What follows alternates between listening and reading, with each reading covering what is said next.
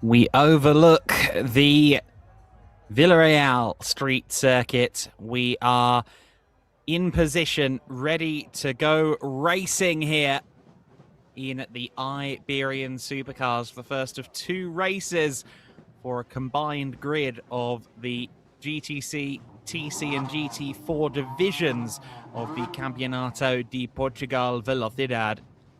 This venue with over 9 decades of history to its name. Not uninterrupted, I grant you, but it has been a fixture of northern Portuguese motorsport for so very long.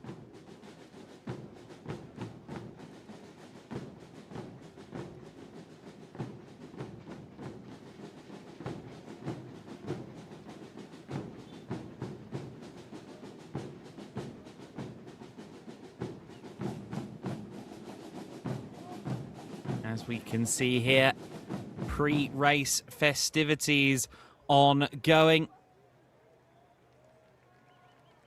There is a ceremony ongoing to honour Carlos Bertrand, the FIA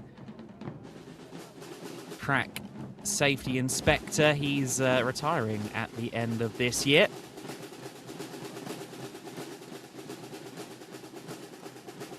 And so we wish him well on his next adventure, and there will in short order also be a minute's silence in honor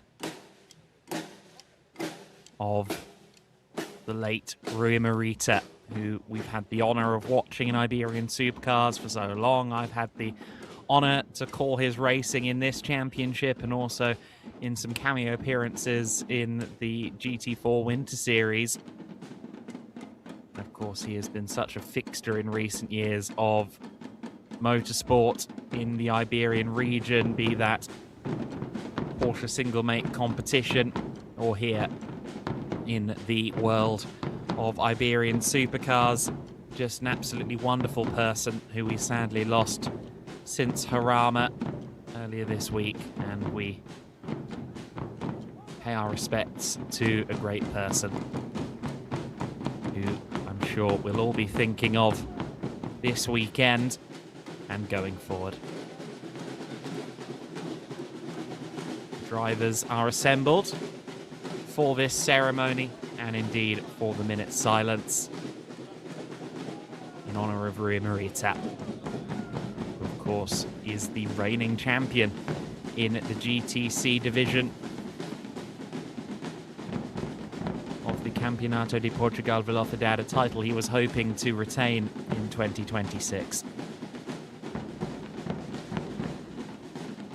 We hope that he's watching on as one of the most dramatic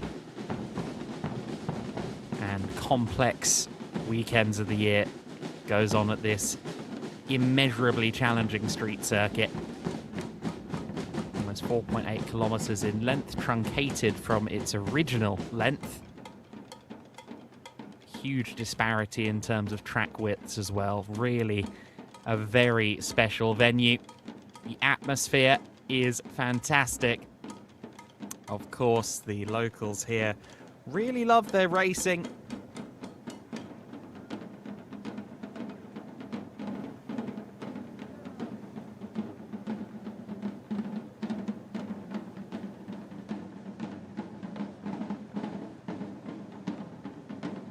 And this place has become a hotbed for racing. Again, we are observing the pre-race festivities. We'll have a ceremony here. We are in the midst of a ceremony celebrating the FIA track inspector Carlos Bertrand, who is imminently into retirement after a long career. And then we will pay respects to our great friend Rui Marita with a minute's silence shortly thereafter.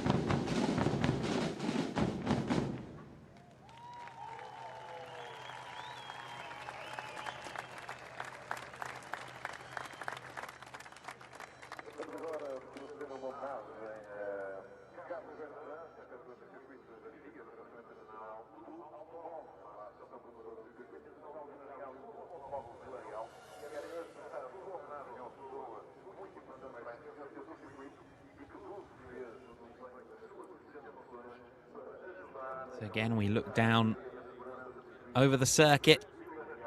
In just a few minutes' time, we will be rolling in 2x2 formation for the start of this race. 22 cars expected to take the start. As here is Mr. Bertrand receiving his rather wonderful trophy in honor of a fantastic career.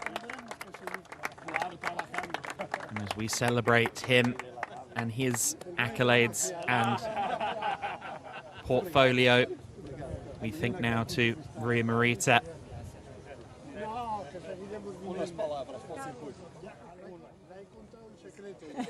Carlos, muitas memórias e muitos amigos aqui em Vila Real. Bueno, creo que llevo viniendo 22 o 23 años. Cada vez me es más difícil hacer la inspección, porque en la inspección siempre vamos buscando cosas no tan bien. Y cada vez es más difícil encontrar cosas mal entre los amigos. Entonces, voy a tener que renunciar a hacer la inspección de aquí y venir a trabajar para hacer el circuito. Muchas gracias a todos. Obrigada, Carlos. Carlos, então aqui a deixar este agradecimento e naturalmente que trabalhar entre amigos fica mais difícil por um lado e melhor por outro, claro.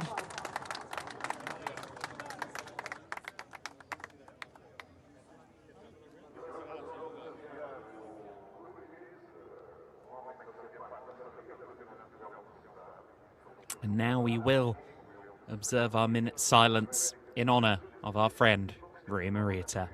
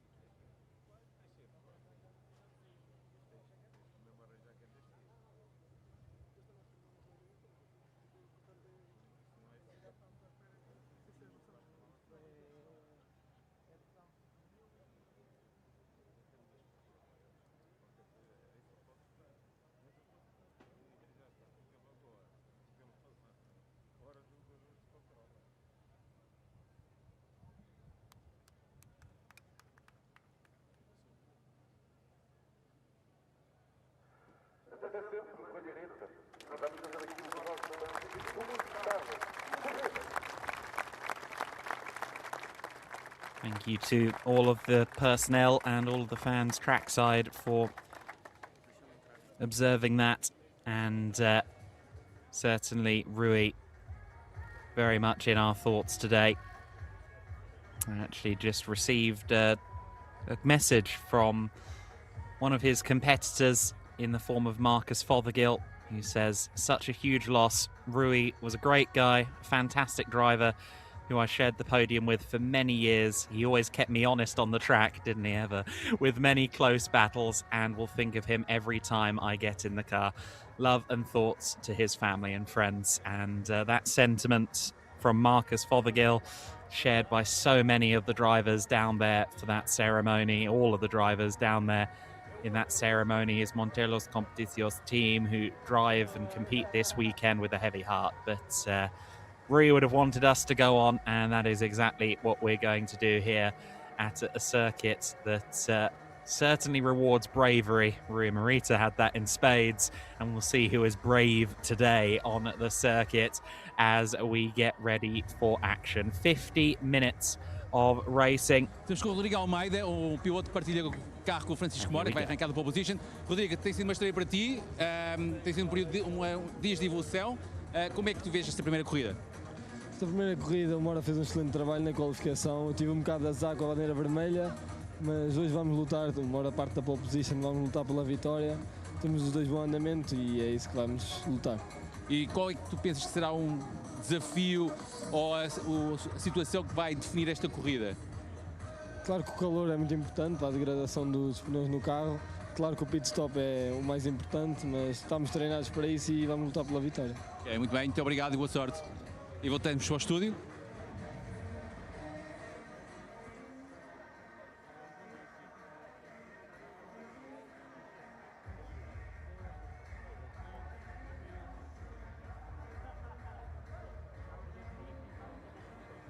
Well, the drivers focusing forward, and something interesting, I thought based on the split qualifying that we were going to have these grids separated, but as you can see here, no. Francisco Mora will be starting this race from pole position, and alongside him is the first TC car, Daniel Teixeira. So it's going to be very interesting.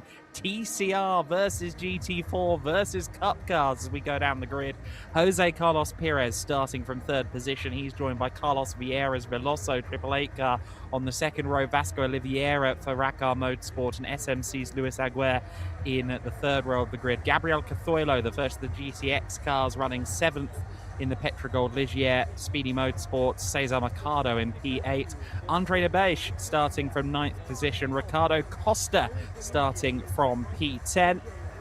As we continue down the list, Sergio Azevedo in 11th place, the Bettina Racing car. Antonio Veloso in 12th position. Then it's Andre Fernandes in the AF Motorsport 997 Cup in 13th. Piloto também que estreia aqui em Vila Real e que vai partilhar o Porsche Cayman da Veloso Motorsport com o Carlos Vieira. Hendrik, it's your debut here at Vila Real. What do you think about the circuit and the environment? Well, I mean, I'm really impressed about all the atmosphere here as a spectators. It's amazing to race here. The track is very difficult to learn, and you know, you always need to drive under the 100% to make no mistake. There is absolutely no room for any mistakes. But I like more and more from session to session to enjoy it. I'm coming more and more on speed, but it take a while to be here, one of the specialists on this track. And do you think a podium is on the cards in your debut? Sorry again, sorry. Do you think that podium is on the cards in your debut? Yeah, podium. Yeah. Yeah, it's possible. Yeah, for sure. Yeah, we have a chance. I think our speed is quite good. Carlos, my teammate, is very experienced, so I think we have a chance to have a good race here and fight for the podium for sure. Yeah, let's see. Let's see. Also, my qualifying for tomorrow was not too bad. P2 in class in the pro category, so not bad. Okay, thank you and good luck. Thank you. Have fun. Enjoy it. Volta ao estúdio.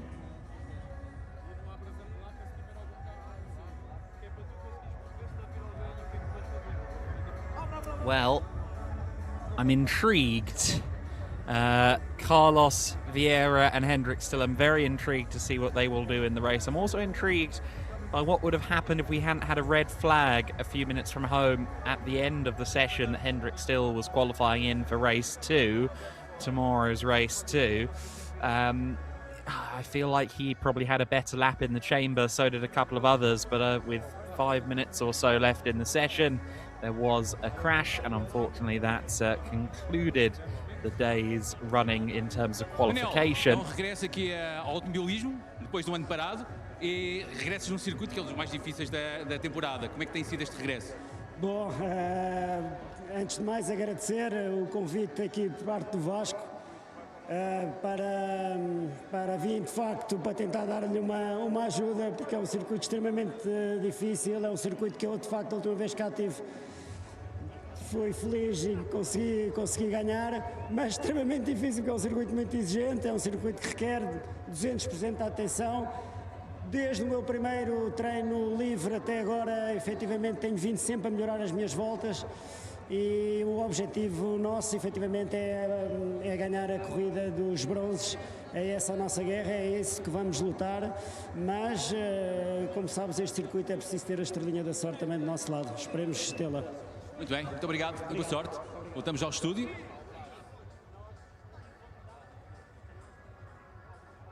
We got to 13th place on the grid with Andre Fernandes a few moments ago. The rest of the grid, Will Hunt starting from 14th, Ruben Vaquinas starting from 15th in the RV7 car, Charles Valentini, the Peugeot 308 TCR, lining up 16th, Vitor Costa in his Porsche 997 Cup run by Monteros Competicios, They start from 17th alongside Federico Formiga in P18, Arta Ferreira in 19th place, Antonio Duarte, the number 117, in 20th, Adam Fawcett starting from 21st on the grid in his Porsche, and Nuno Afonso set to start this race from the pit lane. Apparently he is starting, didn't make an appearance in qualifying.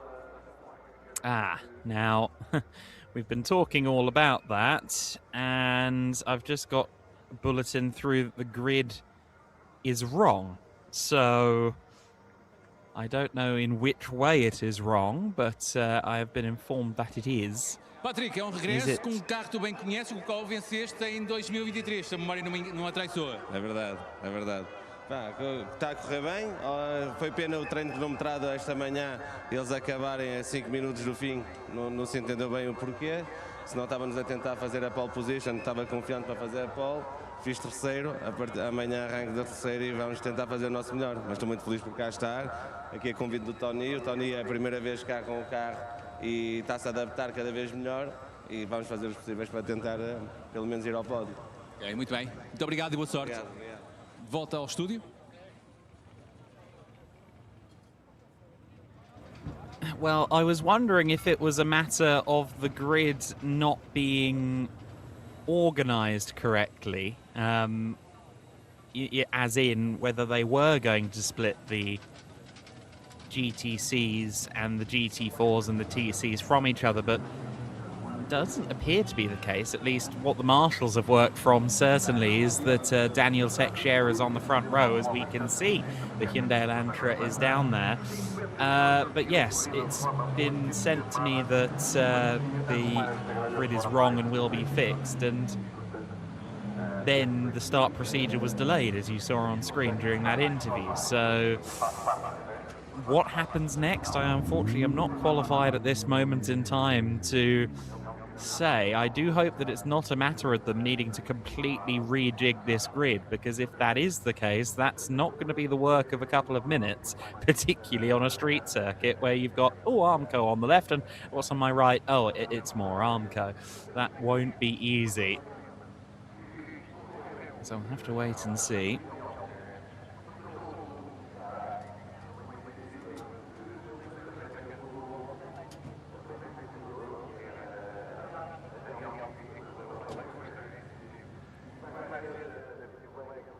What exactly needs to change? Not had any more information than it is wrong, but not yet learnt how it is wrong. We are running behind schedule today, and I'm told that there is not really a hard curfew. Things will continue, but continue into the evening quite comfortably. There was joking during some of the lengthy red flag periods from some of our broadcast colleagues internationally about night racing, but I don't think that's going to happen. We're now going to take a look at some highlights, as I understand it, of qualifying. So let's take a look at what happened in the quali sessions.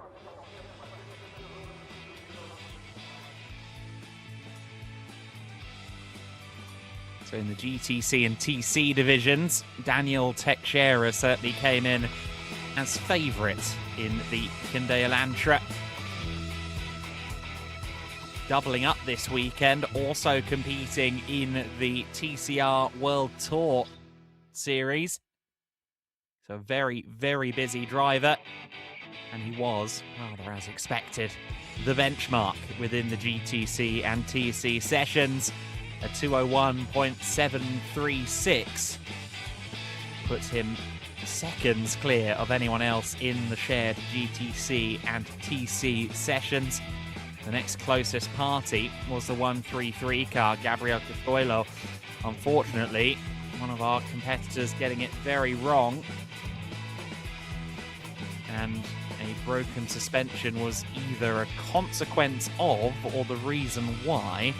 And that was the Ligier, the sister car, I suppose you could say, in terms of who built it to that Petrogold car that was atop the standings. Among the GTX runners, Andre Fernandez was putting on a great show as well. Among the Cup runners, always a fast driver, as he was proving to us in qualifying. Also a consummate showman. He was revving the engine and giving it what for wherever he saw fans congregated on the in-laps of the sessions. Great to see a driver who just wants to make it fun for everybody. The 59 car, though, all business on a very busy weekend of racing. Teixeira in charge of the timesheets in qualifying for the GTC and TC divisions.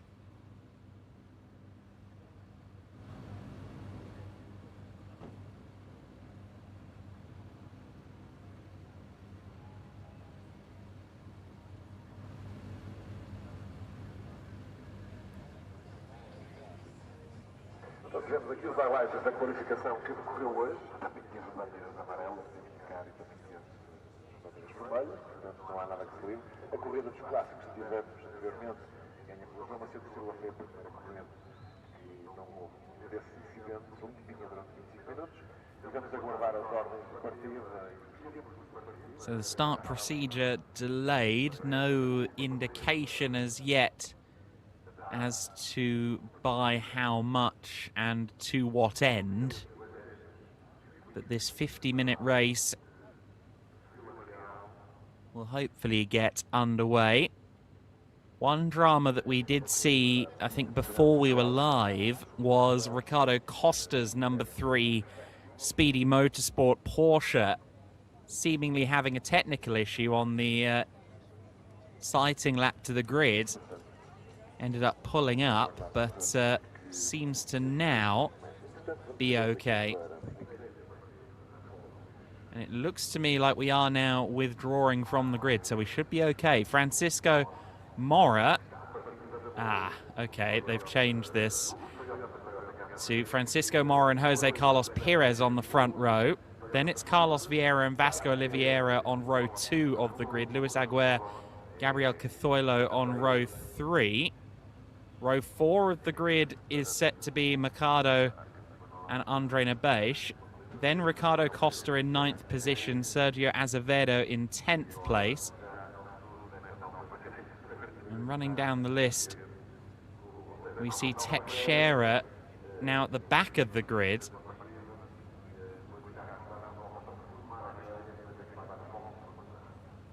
And he will be, yes, down in 20th position. So I think there was a lap time deleted from Teixeira in Q1, which I alluded to in the qualifying broadcast, that he topped qualifying on track. But then when I looked at the results for Q1 during Q2, there had been a lap time deleted post-session. And I wonder if that's where this grid issue has come in, that now Teixeira is down in 20th place, because that doesn't mean that they've split the grids, because the Gabriel Cazoilo Ligier is starting now 6th overall. So they're still intermingling GTX, Cup and GT4 cars on the grid in terms of where they qualified, but it seems that Teixeira, his lap time was deleted but then not acknowledged in the publication of the grid sheet, and as such I think we've been robbed a little bit of something a little bit interesting, because that TCR Spec Hyundai from the front row of the grid alongside all of the GT4s would have been very entertaining, and unfortunately it doesn't look like we're going to get that.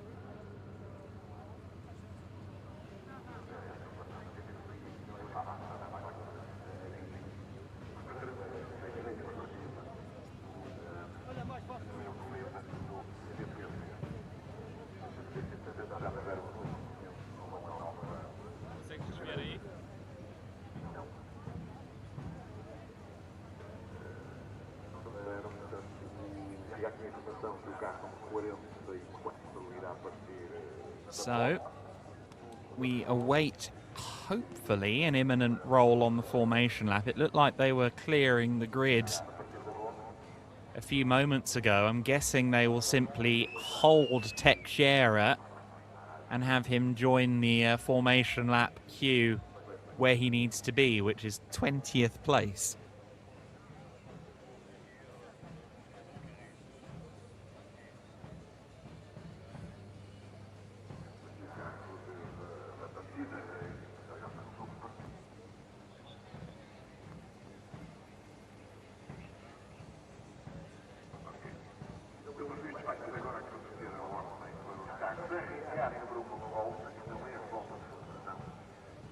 So, hopefully that will be resolved in due course and we'll get to go racing here.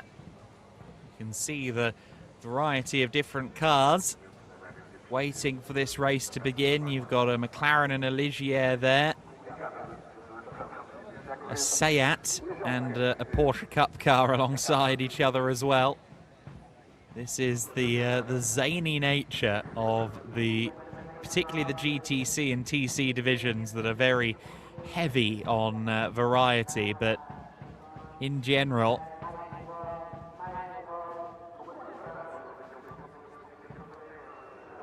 there is an awful lot to like about this mix of cars. Again, look, TCR versus GT4. Ruben Vaquinas and his GT4 AM Gianfranco Motorsport entry, and then the Santos Competição Charles Valentini car.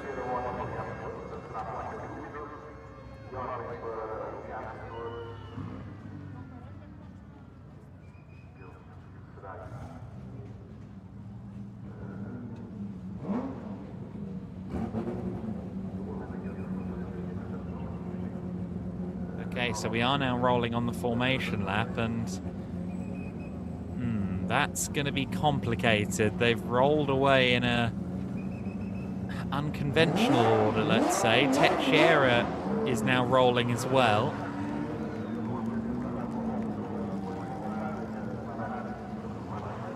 I rather feel for the powers that be that have to work this one out. However, I'm incredibly glad that I'm not one of them.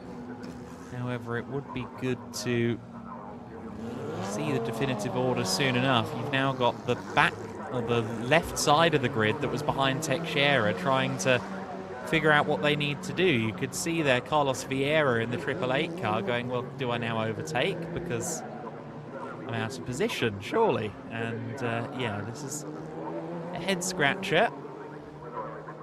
But we are going to go racing. It's going to be 50 minutes of racing, as always, with a mandatory pit stop window. And that will be minute 20 through minute 30 of this race.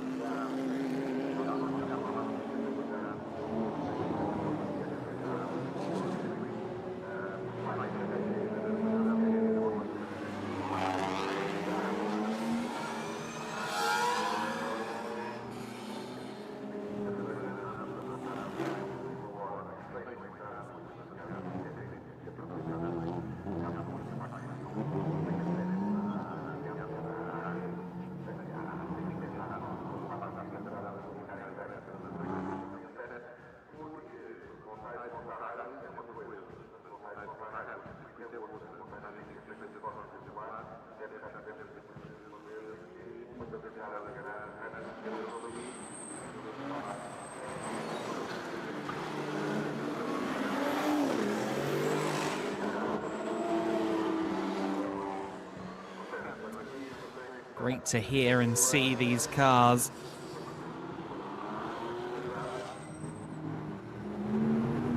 on the streets of Villarreal once again. This has for many years now been a high point of the season.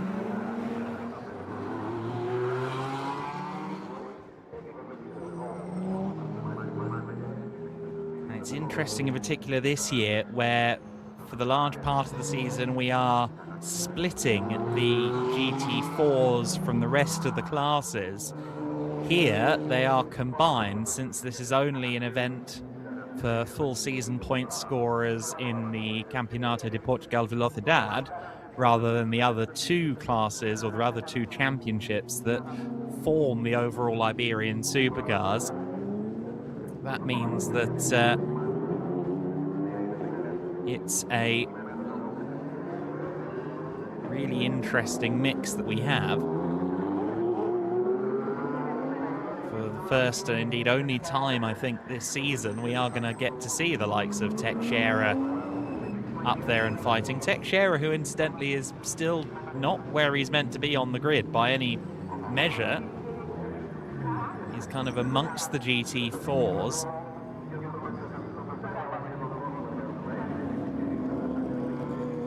I'm wondering if this is not the formation lap, because it still says start procedure delayed on the bottom screen.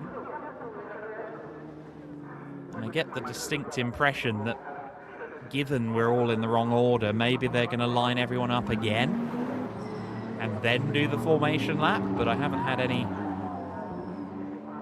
confirmation to that end.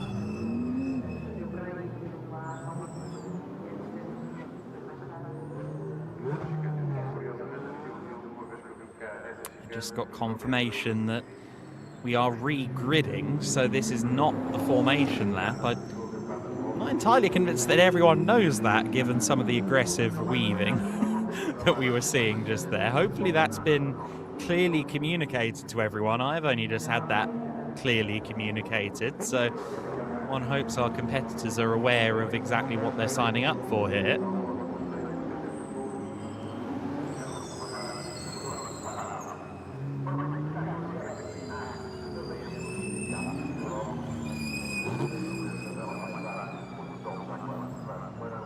We do get the grid ordered correctly,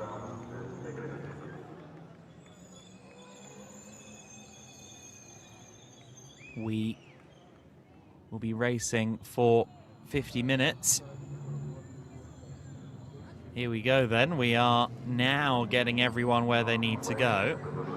This is going to be complicated because Teixeira is there, but he needs to stop. And, there we go. Okay, so they've stopped him where he needs to be parked up. That's good stuff.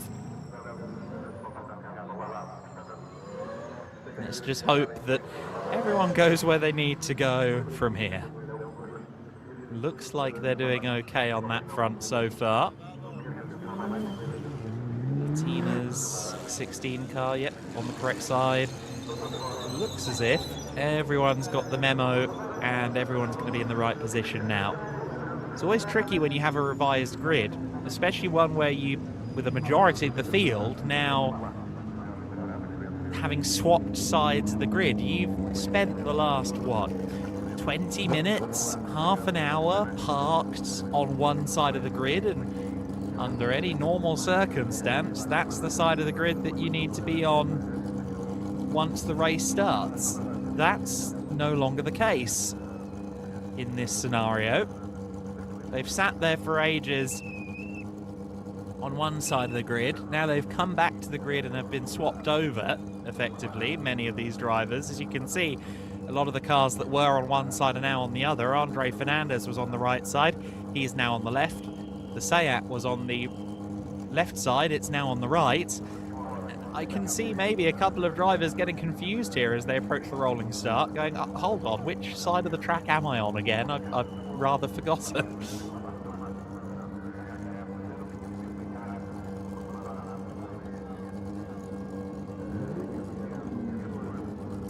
We are going to very promptly now go on to the proper formation lap.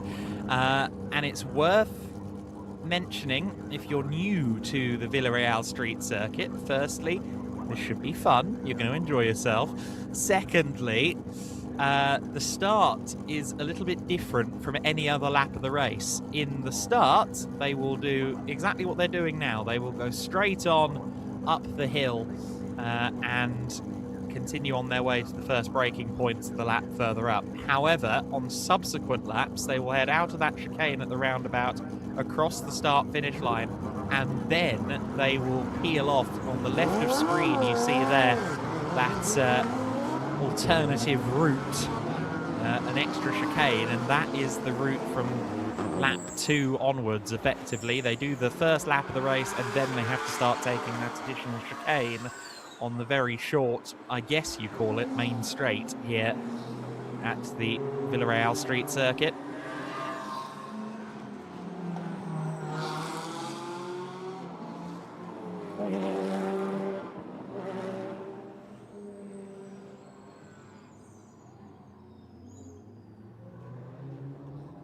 As you can see, it's quite a long run before you get to a significant braking zone. There are some fast switchbacks on the way up the hill before you get here to the braking zone at turn 6. It's certainly not flat out all the way here, but it is very fast. And as we've seen in other categories on other years, you can sometimes have drama, especially on a 2x2 rolling start, which is what we've got coming up.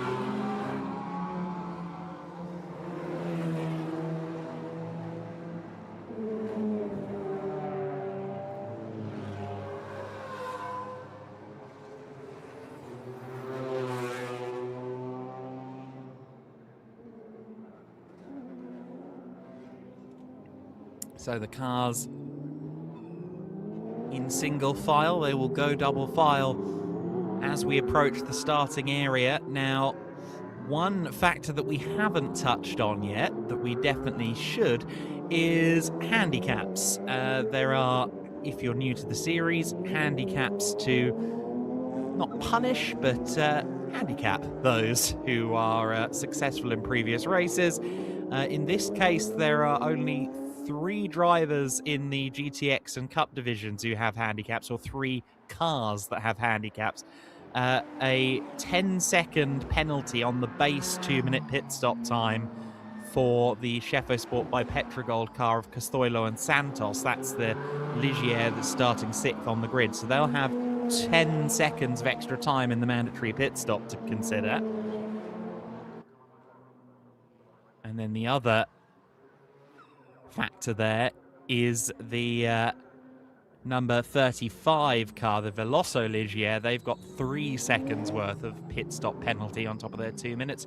Vitor Costa has a 5-second penalty. The Montelos Competicios car just going through shot there. The dark blue and red 911. They'll be starting with a handicap in mind for the pit stops. Now in the GT4 divisions, the Pro Class, Speedy Motorsport, Cesar Mercado and Pedro Salvador, they have 10 seconds of penalty. So for that team, that is going to be a significant handicap, and they're only starting in P7, so I think it's going to be a hard day for them. In the Pro Bronze division, Orlando Bettina's 16 car has a 10-second handicap. The Gazoo Racing number 11 car on the outside of the front row, the car closest to camera as they come by, he's got 5 seconds. The Gianfranco car has a 3-second pit stop handicap. Nuno Afonso and Alexandre Aria if it takes the start. We'll talk you through the bronze handicaps momentarily, because we are about to go racing for 50 minutes. It's been a little bit of a wait for this one. Let's hope it's worth it. We race in honour of our late friend Rui Mirita on the streets of Villarreal. 50 minutes of racing is underway, and it's side by side among the Toyota Gazoo Racing Portugal competitors. To the front of the field, I think, is the 26 car of Francisco Mora. That looks like Mora that's taken the early lead. Yes, it is. Mora from Jose Carlos Perez, then Carlos Vieira coming through in 3rd place, the first of the Astons. Vasco Oliveira, the bronze class car. I've been really impressed with Vasco Oliveira this season, and this weekend, with a slightly smaller grid, he's right up there in the top 5. That is very good going. They power their way through these treacherous corners for the first time.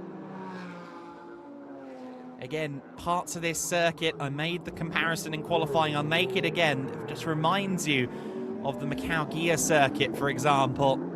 And then it widens out and speeds up. Of course, Macau does very much the same thing. But the width disparity at this circuit in terms of the wideness of the track really is quite noticeable. Gabriel Cithoilo noticing that Cesar Mercado and Luis Aguirre, 2 GT4 Pro cars, are there behind the GTX leader. Oh, and that was nearly a very big crunch for Gabriel Cithoilo. The Ligier would not come off very well in a fight with the tyre stack. He did well to avoid that.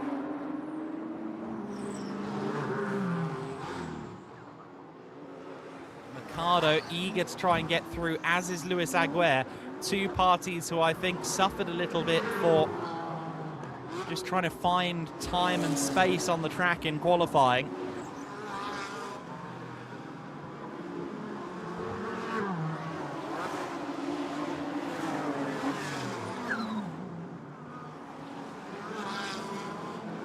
Mora has come across the line for the first time with a 1.35 second lead.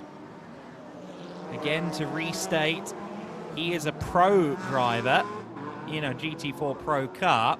Jose Carlos Perez is in a Pro Bronze entry, so they score points in separate categorizations, albeit there is also an overall GT4 championship to consider.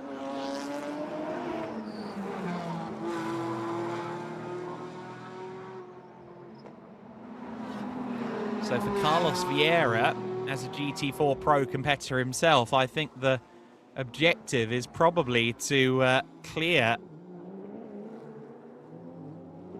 the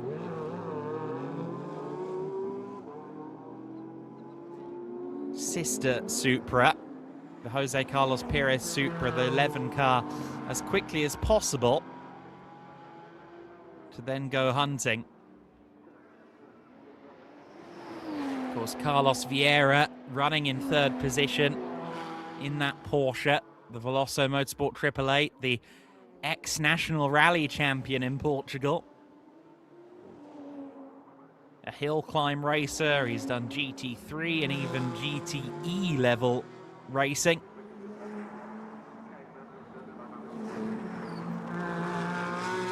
Certainly been a mixed bag of a season so far. And what a teammate he's got this weekend in the form of Hendrik Still.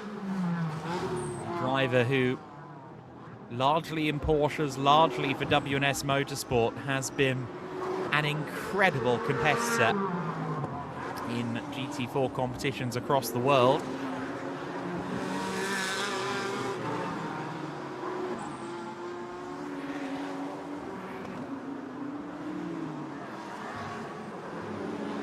Serial championship winner in Asia, and of course many championships in Europe. Where he hasn't won championships, he's won races, and certainly Hendrik Still, that is going to be the goal today.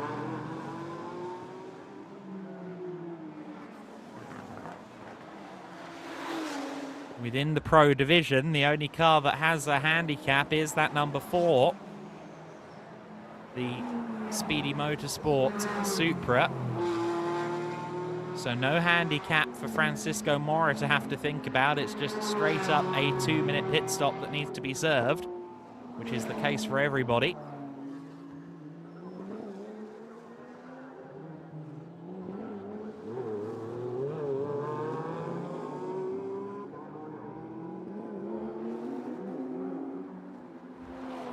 Power and sweep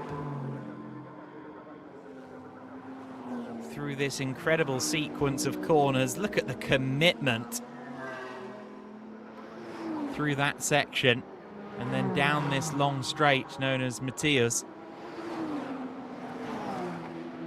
Or rather, sorry, that's the that is the Matthias downhill section. Just doubting myself there briefly.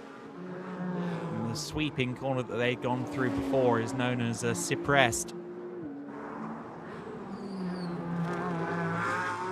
They're now heading through Araucaria.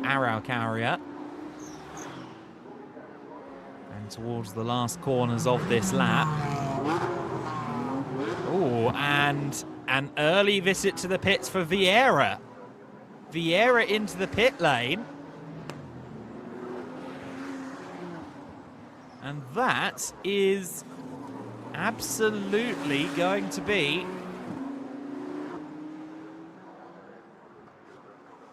a different podium than I think many of us expected. Vieira and Still, I thought, was a lock for the podium. But they visited before the pit window. The window opens from minute 20 to minute 30 of this race. Something is amiss with that car.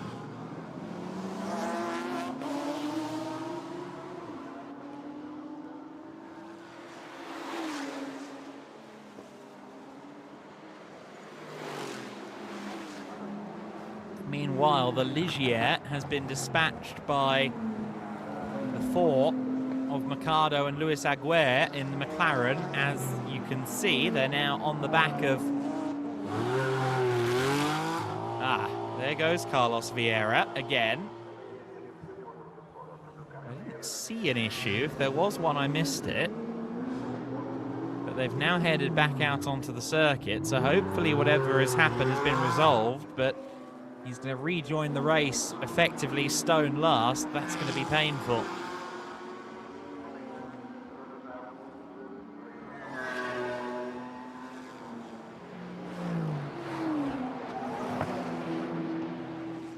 Now,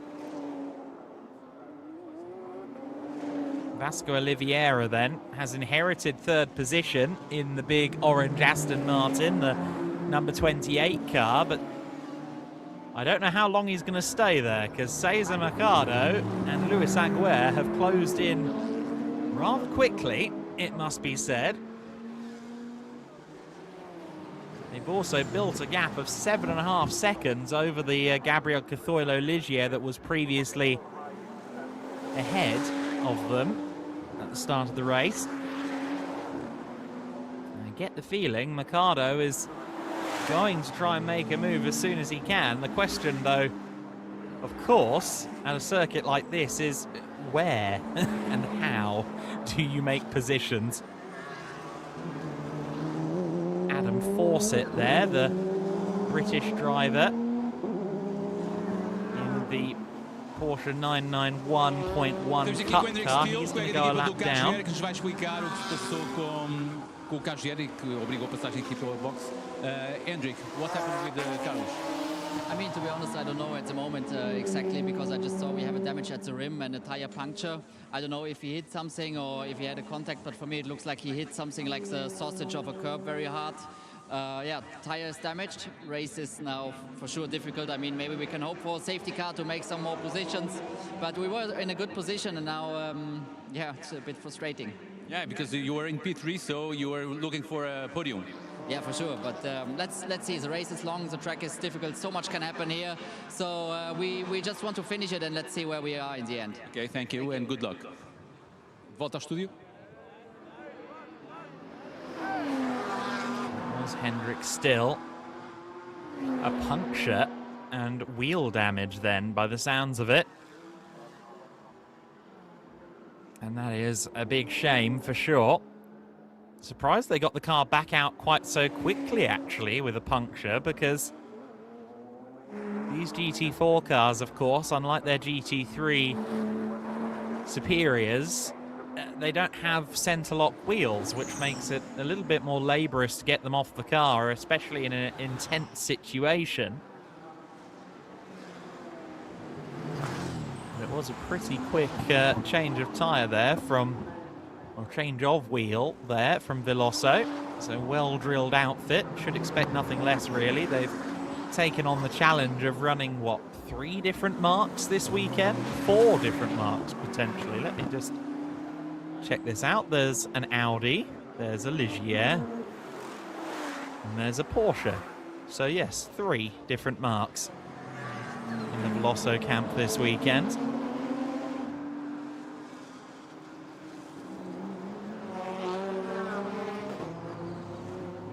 Vasco Oliveira then, the bronze class leader.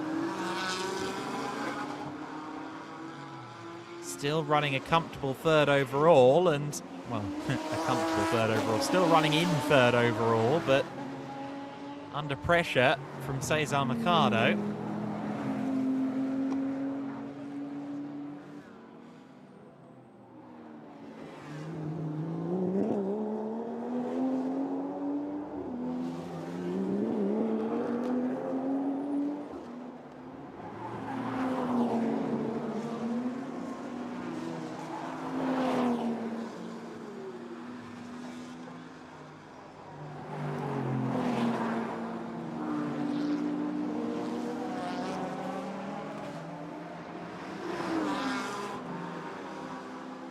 Aston from the Toyota in this battle for third place. The McLaren kind of backing off a little bit. Luis Aguirre hasn't quite had the pace. It's going to be tough for them tomorrow as well because Rafael Riani in Q2 didn't really get a representative lap time in before a red flag.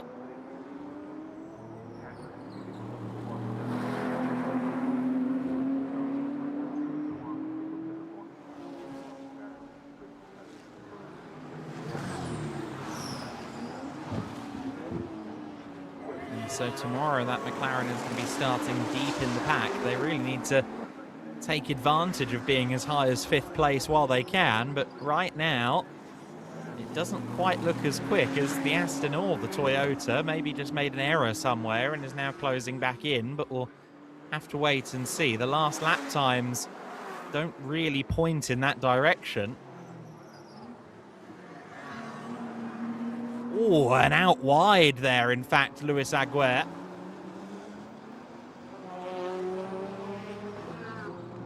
And actually seeing that makes me perhaps think as to why the McLaren might not be the car for this circuit. Having spoken to various drivers of McLaren GT4s, one of the key characteristics really of the car is that in order to get it turned in well, you need to have the rear quite dancey, quite frankly. You need to be fighting the rear to get the most out of the car. Brake bias is usually very rearward in the McLaren. And while that's all well and good on a normal circuit, you know, seesawing away at the wheel under braking, I can imagine that around here that's less comfortable. And I wonder if that was why we saw Aguirre run wide there, just pushing the brake bias back to try and get the car turned in, and then the rear end kind of fighting back, if you will. We pick up on JT59 Racing's Hyundai.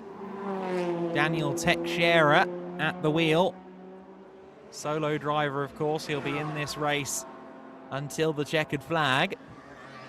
And he's closing in on Sergio Azevedo, the pro of that GT4 Pro Bronze lineup, the number 16 car.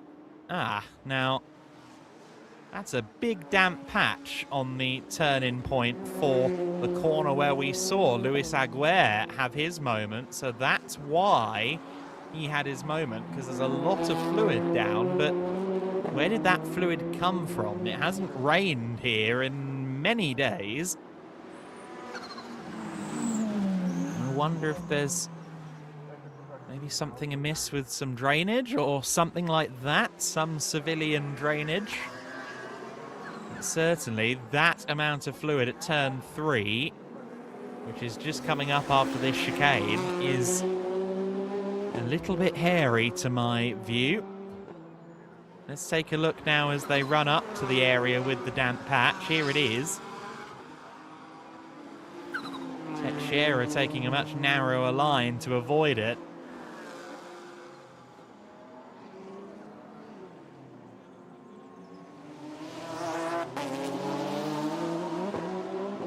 It is certainly quite an obstacle that has emerged on the track.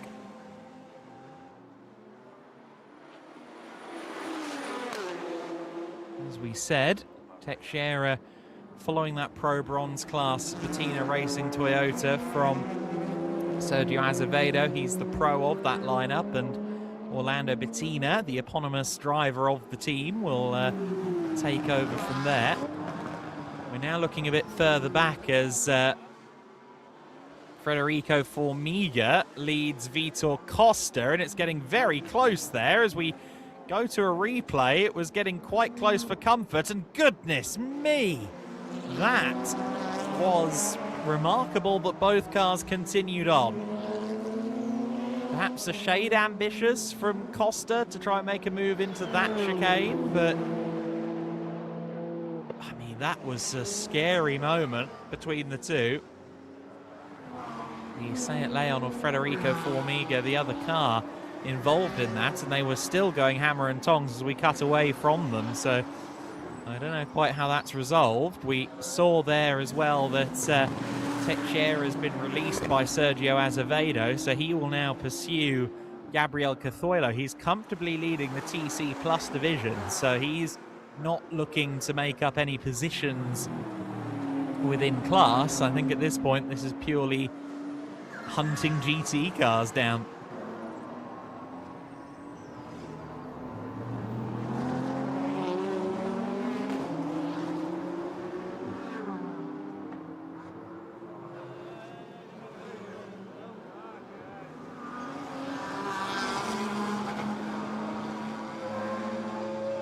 So still no move between Oliveira and Mercado. Oliveira remains ahead. We're seeing some more lapping. That was the 35 Ligier getting put a lap down by the race leader. So Arta Ferreira in the Veloso Motorsport Ligier, which it's good to see that car out because it seemed to have a suspension collapse in qualifying. Wasn't convinced it would be on the grid, but there it is. Incidentally, the number 2 Speedy Motorsport Porsche Cayman, unfortunately not in the race after that huge collision that it suffered in Quali 1 for the GTC and TC division. Absolutely no surprises there. 10th place under contest, as is... there's been a switch. There's been a switch for 3rd place. Vasco Oliveira has lost out to Cesar Mercado. Cesar is now up to 3rd position. The Speedy Motorsport Supra has gotten through. Luis Aguirre looking to try and challenge as well. Oliveira is now taking very shallow lines into these corners, which I'm not convinced is the way forward. Maybe just getting a little bit feisty, wanting to try and fight back. Yep, clearly that's what's happening as he goes deep, deep, deep into the braking zone for the first proper corner.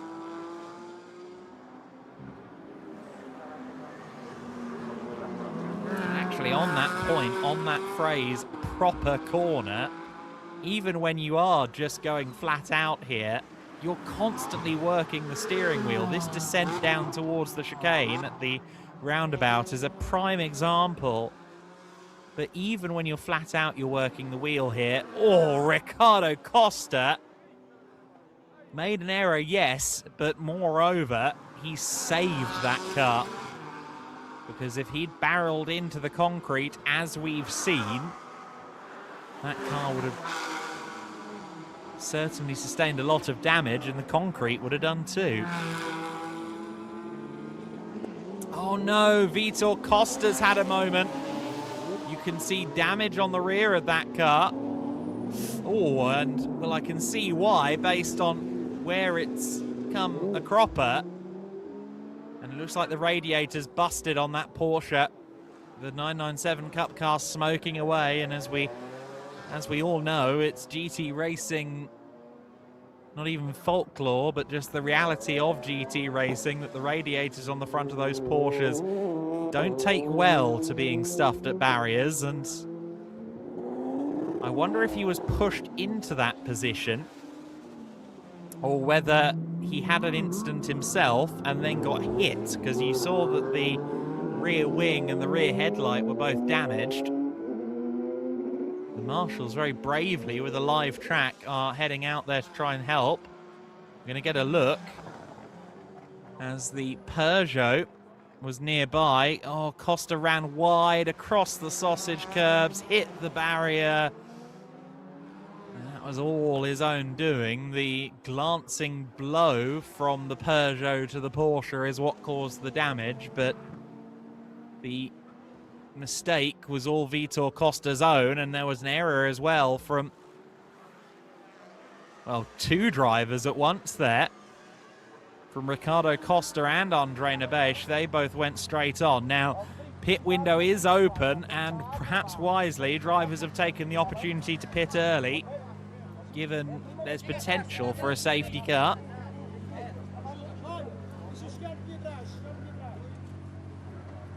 So Francisco Mora has pitted from the lead. Jose Carlos Perez, the other Toyota Gazoo Racing Portugal car, is also into the pits, and they've done a good job there, moving that Porsche away without scrambling a safety car. That was quite handy work.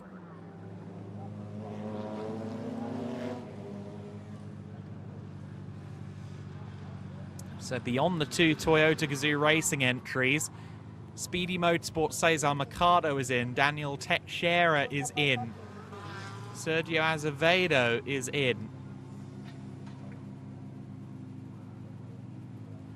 Antonio Veloso also in the pits. Andre Nabesh, Ricardo Costa. Most of the GT4s have elected to make their stop.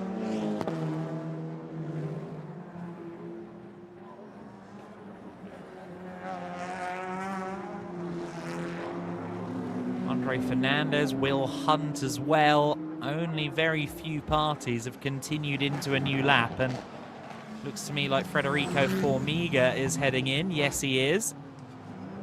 But Vasco Oliveira, now your de facto race leader ahead of Luis Aguirre, has stayed out there. Of course, he's the pro of this Pro Bronze lineup, so of course you stay out there as long as you can by default. But has he just made an error? Because, in fact, no, I think that was just exiting the pits, actually, that Toyota. And, oh, my goodness. I think on the back of that Peugeot, I think that's carbon fibre from Vitor Costa's Porsche that has forcibly lodged itself into the rear wing.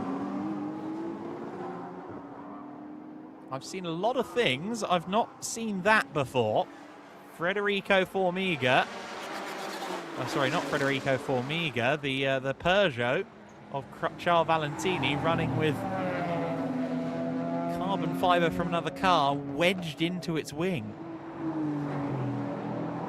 So that, what we're seeing there is the Toyota that's pitted coming out right in front of de facto race leader Vasco Oliveira, which caught me out. I thought there'd been some dramas as we see the Peugeot hop across the curbs.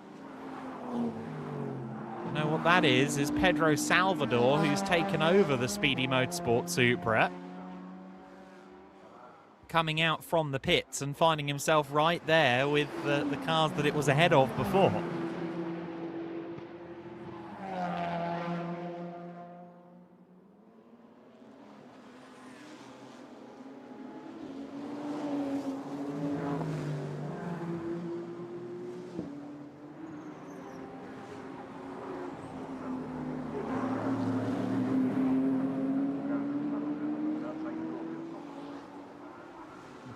Mercado has previously been racing with Thomas Teixeira this season, but Salvador has taken up the baton, as it were.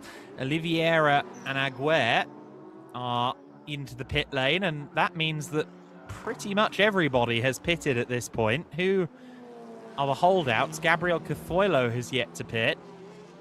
Carlos Vieira, well, he has pitted, technically, of course, with that visit to... In fact, no, he has pitted. I think just about everybody has now.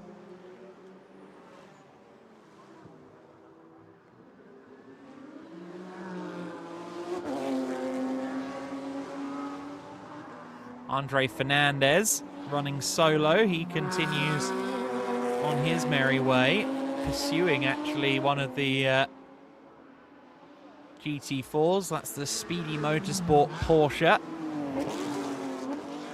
which Ricardo Costa has now handed over to Bruno Perez.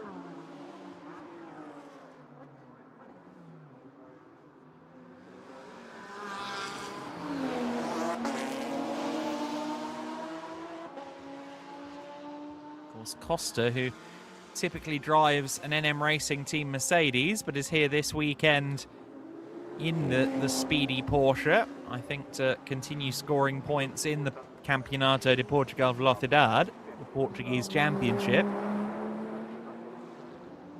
Again, we're only scoring points this weekend for the Portuguese series. There's a separate Spanish classification and the overall Iberian Supercars title to consider, but this weekend it is exclusively about the Campeonato de Portugal Velocidade.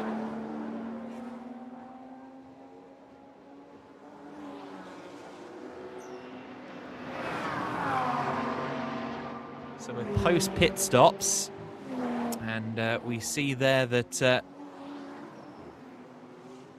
Patrick Kuhne in the 555 Audi has found himself directly behind Gabriel Cazzoilo, who again has not pitted yet. So this is actually the leader acting like a back marker, but being unlapped by the Audi, which has made its pit stop. Indeed, this time by Cazzoilo, as you see there, is peeling off into the pit lane.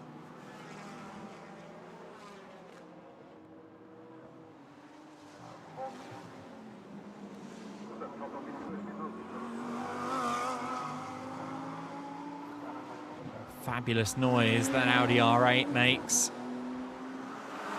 1.2 litre sonorous V10, for so many years the soundtrack of Audi GT racing.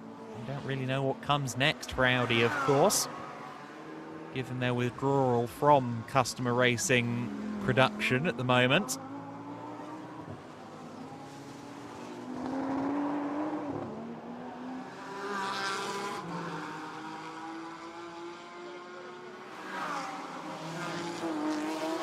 This sound always welcome. You don't see the GT4 Audi as often as the GT3, certainly.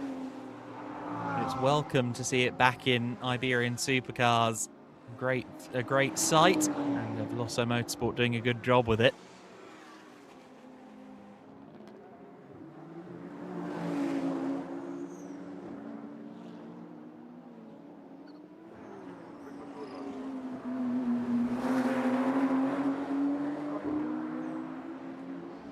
We see here the battle between Pedro Salvador and Rafael Riani, and this is for position. Riani under pressure. This is going to be third overall eventually once everything cycles through.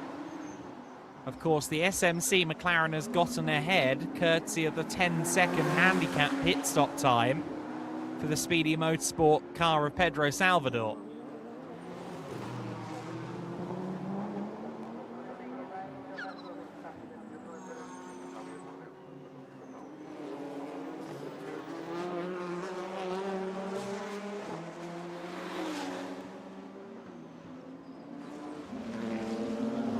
Close they are running. We just got to look at Rodrigo Almeida, of course, leading a 1-2 at the moment for Toyota Gazoo Racing.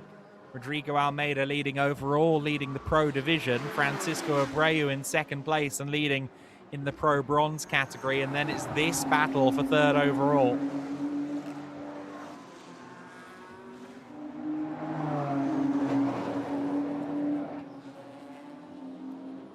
Pedro Salvador, team principal, of course, at Speedy Motorsport. Very capable driver in his own right, so exciting to see him. He's driven a lot here at Villarreal, whereas Rafael Riani is a newcomer. He only got started in racing, at least in cars, this year. Oh, and this could be the opportunity that Pedro Salvador needs, side by side approaching the chicane. And Salvador gets it done.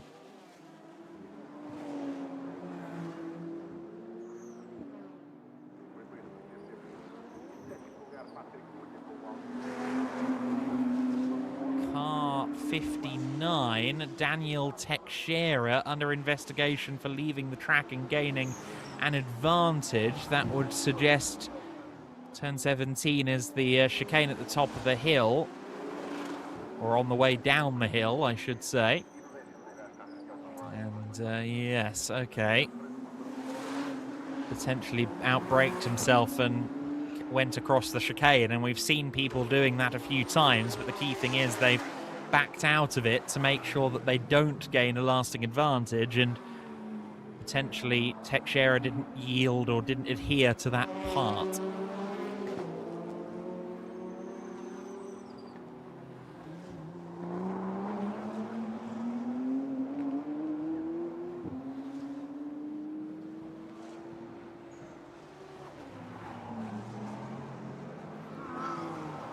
There is the McLaren 570S GT4 that we briefly got a look at, one of the TRS cars. I think Stephanie Baker potentially.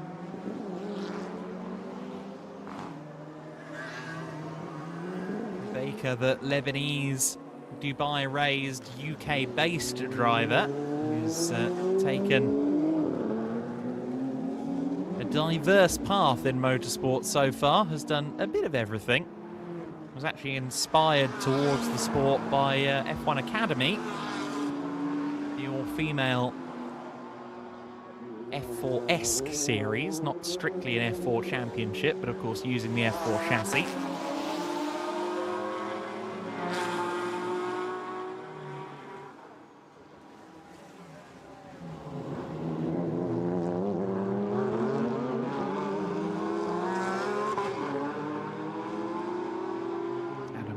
It trying desperately to stay out of the way here.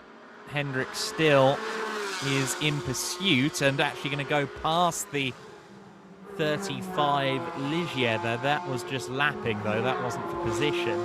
Hendrick still running 12th place and trying to hunt down Bruno Perez, who's up ahead of him. I'm sure Hendrick, who's become probably the most well-travelled Porsche GT4 driver globally, has been relishing this chance to drive around the Villarreal Street Circuit, a venue quite unlike any other on this calendar and really unlike any other venue in Europe.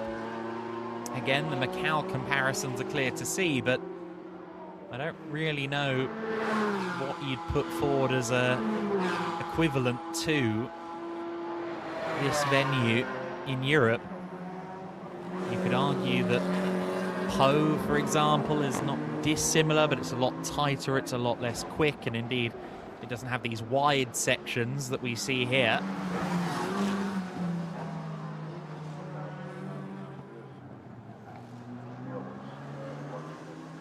It is a singular location in the sport, to my view. Angel Santos defending from Miguel Neves there for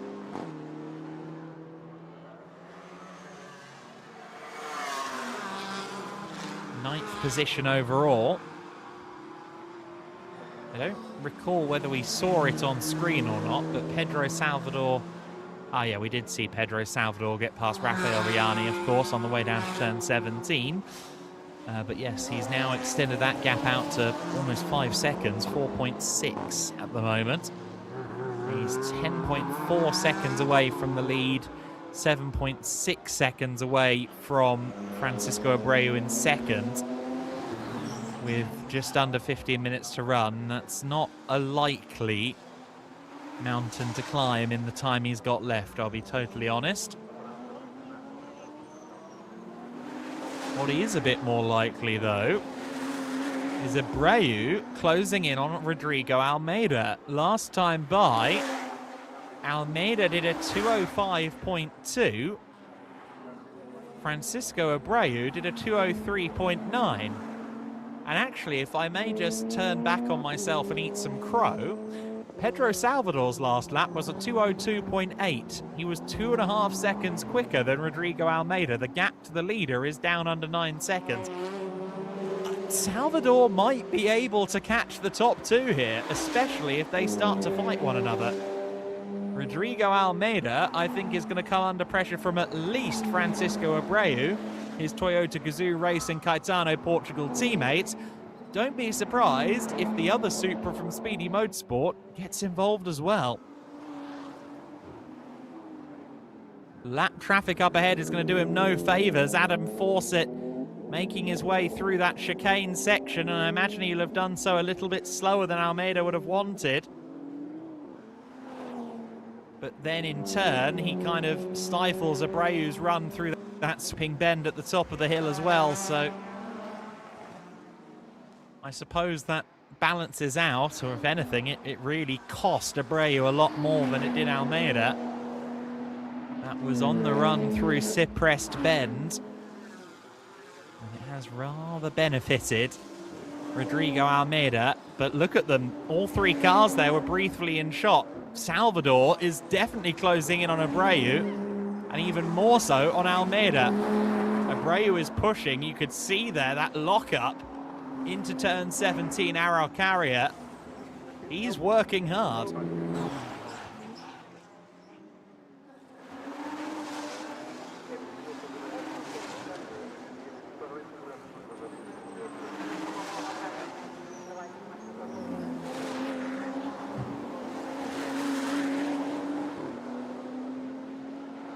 Still over a dozen minutes left to go.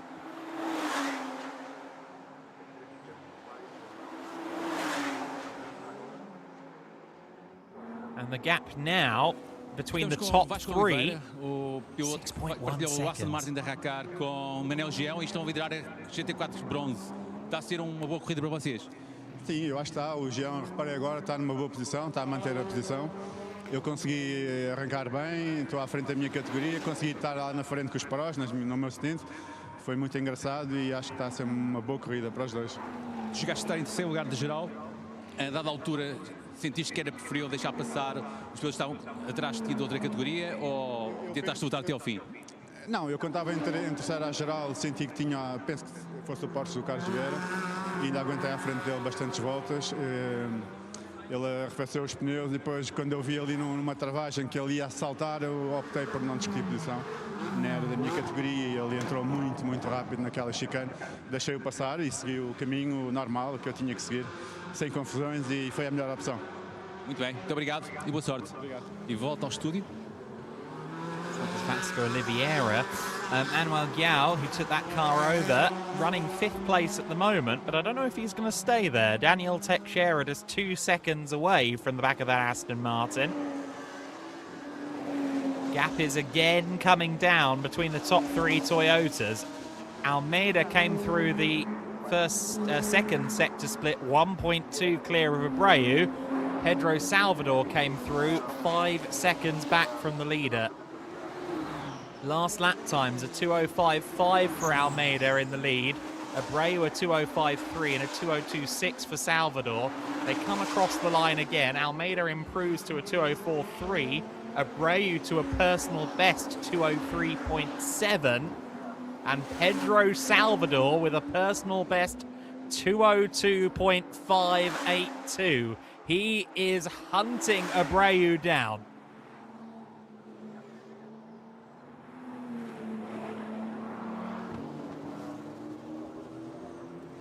And some traffic again to contend with there.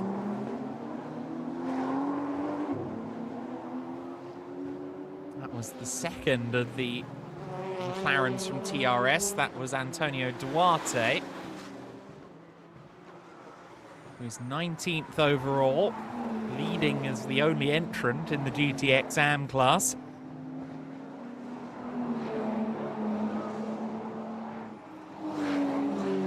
That has put the top two right together. And I was going to say before, Francisco Abreu, or rather Rodrigo Almeida, he would be hoping that Pedro Salvador would catch Abreu before Abreu caught himself.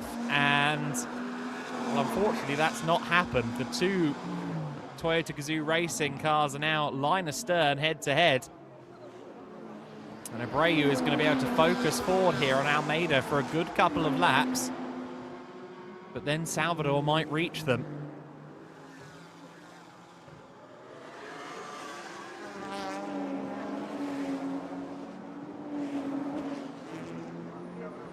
Salvador running just 3.6 seconds back. The gap is being chipped down, down and down again.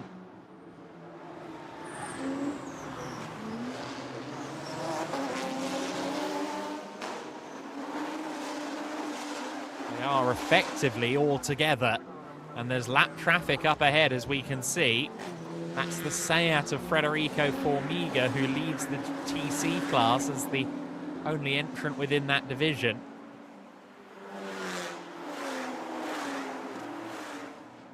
Stays well clear, thankfully.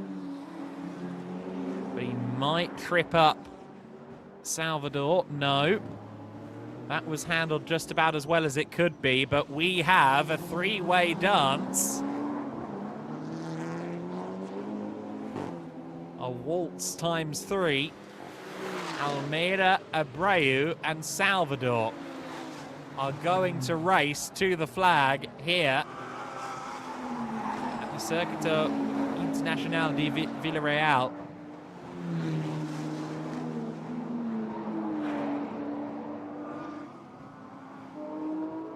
Can Almeida hold on? They keep coming across lap traffic, and that is such a challenge here.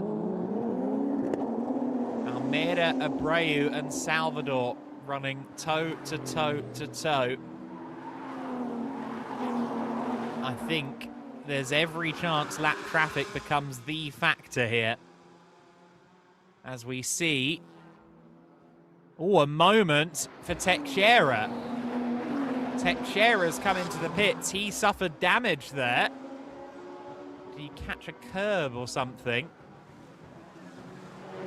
Teixeira into the pit lane, and that's critical for the JT59 squad, because of course not only are they competing in supercars this weekend, they're also doing the TCR World Tour event, and Teixeira will certainly be hoping that car is going to be okay for that.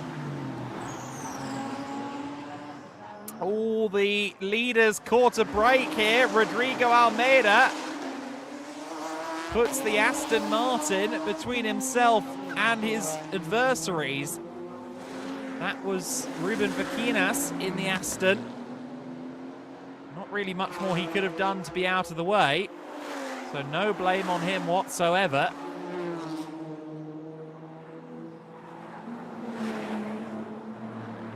Almeida just gaining himself a few car lengths in that circumstance. Daniel Teixeira's back out on the circuit and going quickly. It looked like Salvador had just overshot his braking there. We really need to keep an eye on the leaders, because Salvador, or rather the top three, were closing in on lap traffic, including the very fast Daniel Teixeira. And I think that's liable to shuffle at any point now. In fact, it seems they've cleared, I think it was Adam Fawcett. I was wondering if Fawcett would end up tripping them up. But, actually, so they've got Andre Fernandez there, running 12th overall. Daniel Teixeira's catching him to try and move back into P12. And if that's not a smooth exchange, then this could get quite hairy quite quickly between the trio of Toyotas. Fernandez yields. He's going to be watchful here. He's got to be mindful here. As Salvador's going for it. Salvador to the inside line. Surely they're not going to fit two cars through the apex. No. Pedro Salvador shoves him away from the apex, but in turn, he retains second position. Francisco Abreu holding the high ground by any means necessary. I don't know what race control will have to say about that, because Abreu was simply trying to get to the inside line, and he certainly wasn't going to make it easy for... Salvador was trying to get to the inside line. He wasn't going to make it easy for Abreu to turn in. And after they collided a little, Abreu just said, okay, never mind the chicane then, but we've already seen people get told off for that.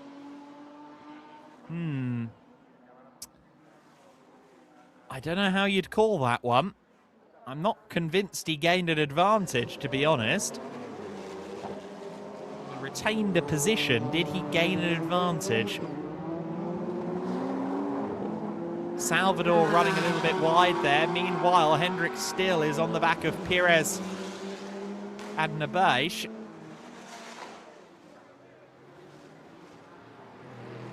This is for 8th, 9th and 10th overall. It's also for 2nd and 3rd in GT4 Bronze. Miguel Nabeish, Bruno Pires running 2nd and 3rd in class. Hendrik still is a pro entry, so not a factor in class, but they are fighting for overall position. The leaders, meanwhile, with 3 minutes and 10 seconds left on the clock, still constantly working their way through traffic.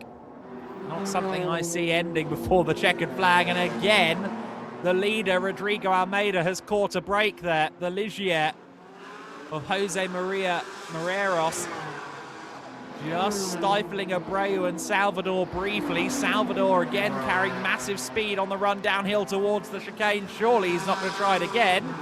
No. But again, with how Teixeira has rejoined this race, it's really compelling because he's able, as we saw in qualifying, to match pace with these guys. However, he has just yielded, and I think that's smart, potentially to just let all three of them go. Yeah, there you go. Smart driving from Teixeira, realizing there's a big fight ongoing, and he sees no point in being a stumbling block in it. Oh, and to the inside. Oh, I thought that was for position momentarily, but that was the Petrogold Ligier of Angel Santos allowing the 2nd and 3rd place dice through. Teixeira now on the back of Santos to try and get to 11th place, but that's nowhere near as high stakes as what we're seeing in this fight. I think we're going to have one more lap after this. They're lapping in the 205s. I think we're going to get one more lap, but we'll have to keep our eyes out for the checkered flag as they come to the bottom of the hill, because there is a chance this is the final lap of the race.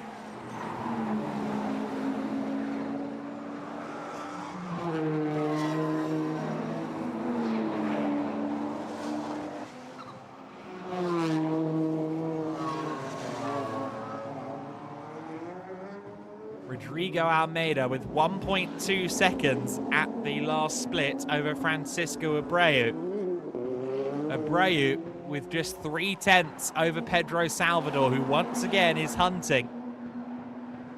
Has Salvador got another good run here on the way down to the chicane at turn 17, I wonder? Doesn't look like he's going to be close enough. Time is running out. This may even be the last lap coming up. Going to be very touch and go as to whether we're getting one more lap of racing. I think Salvador wants one more lap. He wants one more opportunity. Almeida would love to see the checkered flag, and he'd slip someone €5 if it would come out a couple of seconds early.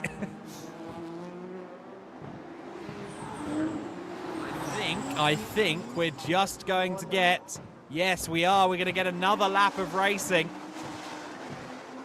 No flag this time. We start the final lap now. Abreu and Salvador are keeping each other busy. Rodrigo Almeida at the front of the field in the car started by Francisco Mora from pole position has been reeled in very quickly by these two, but now they're keeping each other occupied, entertained, and busy. And that could be fabulous news for Rodrigo Almeida. He looks comfortable as you can, with 2nd and 3rd place within a second of you. Abreu, on the other hand, strikes me as a driver who is not secure in that place at all. He's seen that Pedro Salvador can be relentless. Pedro Salvador doesn't have to answer to the team principal. If he gets a bit physical, guess who he has to answer to? Himself. So I think Pedro Salvador may go for it here. He's got another race to think about. He's got a sensible head on his shoulders. Of course, he will be racing tomorrow. He'll want that car to be in good condition for it. Looks like we've had a slowing Toyota there. That looked to me like, yeah, it was Miguel Nebesh. I wonder if that car had some issues because it was very much off the pace. Final sector of the final lap. Abreu just staying ahead of Salvador into the chicane. Only a couple of chances left for Pedro Salvador to make second place. Rodrigo Almeida is on his way to a victory. I don't think Salvador's going to get close enough for second place. Rodrigo Almeida will have been incredibly uncomfortable watching those two scythe towards him, but now he sees the checkered flag and he is the race winner. What a drive from both Abreu and Salvador to reel in Almeida, but it wasn't enough. Almeida did what he did. He did everything right there. He didn't quite have the pace, but he did have the luck of the draw with some traffic, and he was consistent. And he's done enough to win here on the streets of Villarreal. Abreu and Salvador taking second and third place. Fourth position will go to Rafael Riani in the SMC Motorsport McLaren. Manuel Guiao will take fifth place. Sixth place should go to Patrick Cunha in the Veloso Motorsport Audi. But what about position number 8? Bruno Perez is still under pressure from Hendrik Still. As we see, they go through the chicane. Oh, so close to the wall. Bruno Perez there. And it looks like Perez has maybe done enough to hold off Hendrik Still. And any day where you can beat Hendrik in a Porsche Cayman of equal specification is a day where you've achieved something, and Bruno Perez is going to hold off the Cayman specialist, Hendrik Still.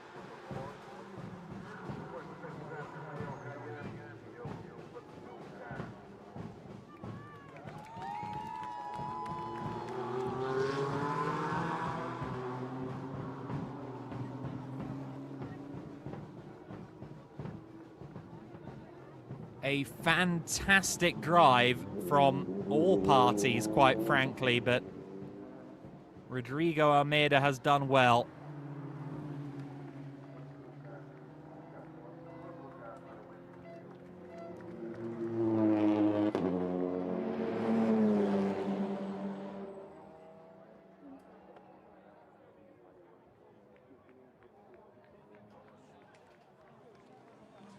Estamos com Francisco Moura, o vencedor da prova de hoje, juntamente com Rodrigo Almeida.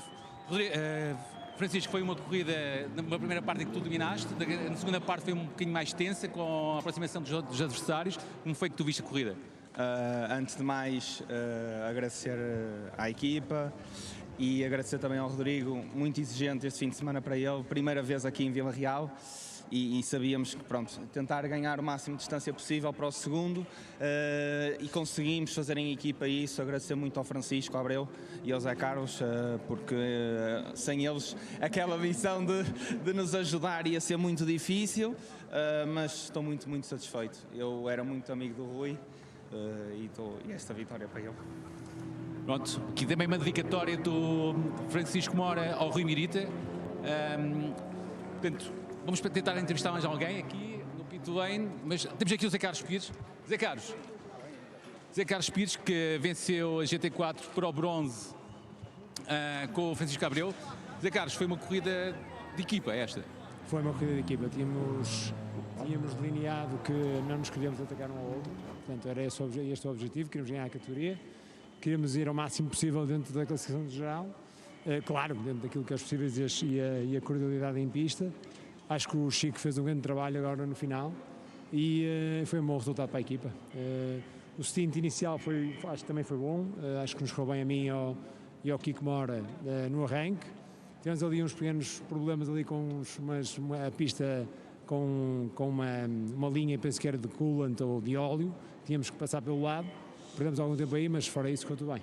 Okay, muito bem, muito obrigado. E parabéns. E voltamos ao estúdio.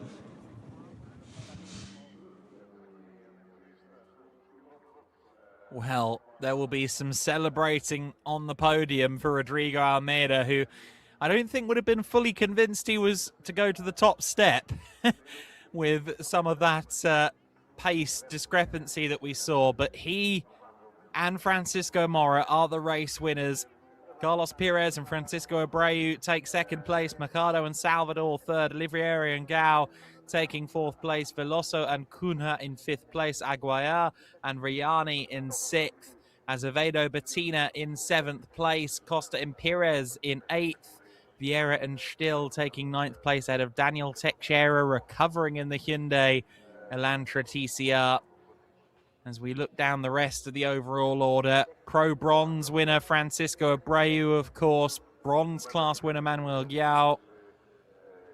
The TC Plus class going to Teixeira. Angel Santos in the Chefo Sport by Petrogold. Ligier winning GTX. The Cup class being won by Andre Fernandez. The TC class being won by Federico Formiga in the Art of Speed Seat, and Antonio Duarte for TRS team winning the GTX AM category in their McLaren 570S GT4.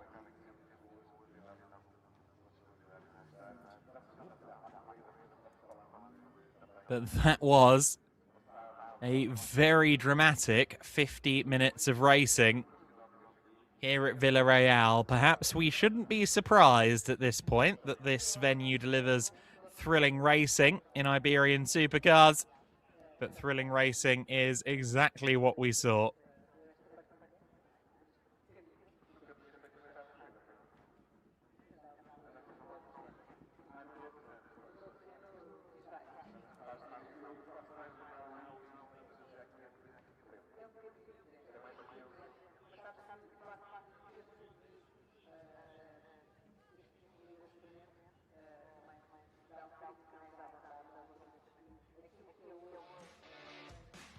Highlights then of the first race of the weekend in Iberian supercars. An all Toyota Gazoo Racing front row. And it was Francisco Mora who caught the early lead in the number 26 car, the Pro Class entry. It would be a Toyota 1-2 through much of the race. In fact, all of the race, the Toyota Gazoo Racing duo at the front. Of course, the 11 car in second place, started by Jose Carlos Perez, the venerable and experienced racer. He'll be handing over to Francisco Abreu later on. They ran fairly uncontested at the sharp end, but there was plenty going on further back in the pack. The Aston Martin Vasco Oliveira, the Racar Motorsport number 28, was finding himself under pressure from Cesar Mercado and Luis Aguiar for third position.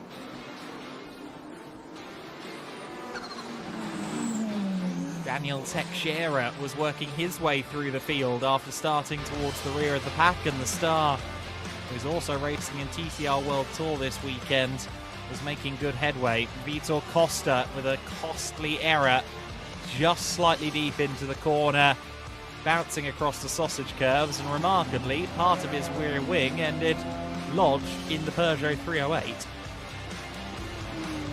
But there was no need for a safety car as a result of that Porsche in the barriers. The local crews here at Villarreal doing a stellar job of getting the car clear under localised yellow flags. Much of the grid made their pit stops immediately after that moment, thinking that there was a safety car coming, but there wasn't one. And once everything cycled back through, Francisco Abreu, now at the wheel of the, Pedro Salvador, now at the wheel of the number 4 Speedy Motorsport Supra, was hunting. First scalp Rafael Riani in the Gulf-liveried McLaren from SMC Motorsport. Salvador, of course, the team principal, and racing alongside Cesar Mercado this weekend. He got past the McLaren and would soon be hunting the Toyota Gazoo Racing Portugal entries. Abreu had caught up Rodrigo Almeida, who'd really struggled in the traffic a little bit to this point in his stint. But then he'd catch some lucky breaks and he'd catch a few moments where the traffic would go in his favour, and that built himself a little gap. And eventually that gap would turn into a winning margin. It would be a win for the 26 for Francisco Mora and Rodrigo Almeida. They were the winning drivers. And that was a thrilling race between our top parties. Toyota Gazoo Racing Catano Portugal 1-2. A happy day in the office for them. I understand we're going to have one more interview down in the pit lane.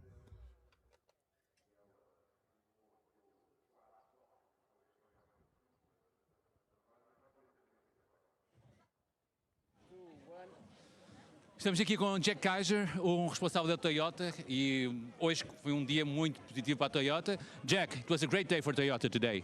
Yes, I can say this was really a fantastic result for us, for all the team. I'm happy for all the teams and the drivers. They put a lot of hard work, and I'm really super happy with the result. And from one side you had Toyota Gazoo Racing Caetano Portugal, who was fighting as a team. And then you had a car coming from the back, which was from Speedy Motorsport. How did you see that comeback from Pedro? I think Pedro does a great job. We know he likes Villarreal a lot, so he's basically almost like a local. We know he fights very hard, and yeah, we were just waiting for the opportunity. Maybe, you know, if he sees a gap, he would go for it.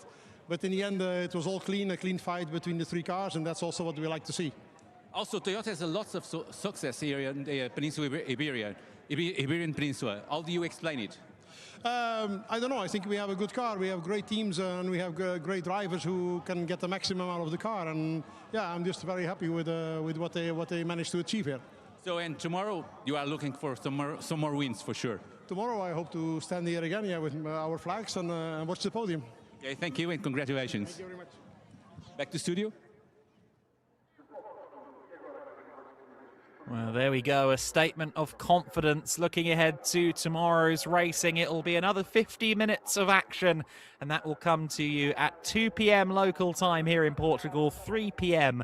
for much of Europe, therefore under Central European summer time. We look forward to bringing you that action, but for now, on Saturday evening, it's farewell from Villarreal. Let's do it all again tomorrow, shall we?